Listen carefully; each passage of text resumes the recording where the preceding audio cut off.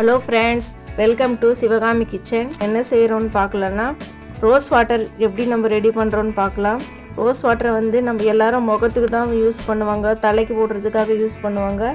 ஆனால் நம்ம இதை குடிக்கிறதுக்காக நம்ம ரெடி பண்ண போகிறோம். இந்த தண்ணி முதல்ல ஒரு 2 கிளாஸ் தண்ணி வச்சு நம்ம கொதிக்க வச்சுட்டு, நம்ம எடுத்துகிட்டு நேற்று நம்ம கார்டனில் எடுத்துகிட்டு வந்த அந்த ரோஸை அதில் போட்டுடுறோம்.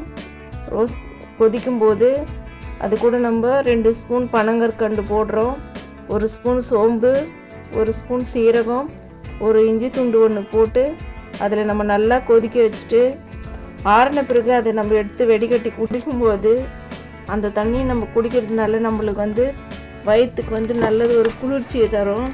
இந்த தண்ணியை நம்ம குடிக்கிறதுனால கேஸ்ட்ரிக் ப்ராப்ளம் சரியாகும்.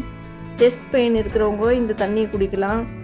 இதுக்கு நல்ல ஒரு நிவாரணமாக இருக்கும். இந்த தண்ணி குடிக்கும்போது வயிற்றுக்கு நல்ல ஒரு சில்னஸ் கொடுக்கும், ஒரு ஃப்ரெஷ்னஸ் கொடுக்கும் முகத்துக்கு.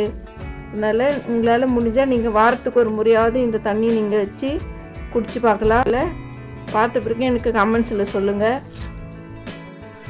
ரோஸ் வாட்டரை நம்ம பயன்படுத்தும் போது நம்ம கண்ணுக்கு கீழே இருக்கிற கருவளையத்தை நம்ம குறைக்கலாம். ரோஸ் வாட்டர் நம்ம யூஸ் பண்ணுறதால கருமையாக இருக்கிற முகம் கூட நம்மளுக்கு நல்ல நிறம் மாறுறதுக்கு வாய்ப்பு இருக்குது. இது நம்ம ரோஸ் வாட்டர் நம்ம அடிக்கடி நம்ம முகத்துக்கும் தடவலாம், தலைக்கும் யூஸ் பண்ணலாம். தலைக்கு நம்ம யூஸ் பண்ணும்போது நம்ம அந்த தலையில் இருக்கிற அந்த அரிப்பு சரியாகும், பொடுகு சரியாகும். இது இந்த ரோஸ் வாட்டர் பயன்படுத்தும் போது அந்த கண்ணுக்கு கீழே இருக்கிற வீக்கமும் சரியாகும். பார்த்துட்டு நீங்களும் இதே போல் ரோஸ் வாட்டர்லாம் போட்டு ஒரு ரோஸ் வாட்டரை வச்சு நீங்கள் குடிச்சு பாருங்கள். அதனுள்ளே நீங்கள் பயனை நீங்கள் எனக்கு கமெண்ட்ஸில் சொல்லலாம். இந்த வீடியோ உங்களுக்கு பிடிச்சிருக்கோன்னு நினைக்கிறேன். பிடிச்சிருந்தால் லைக் பண்ணுங்கள், ஷேர் பண்ணுங்கள், கமெண்ட் பண்ணுங்கள், சப்ஸ்கிரைப் பண்ணுங்கள்.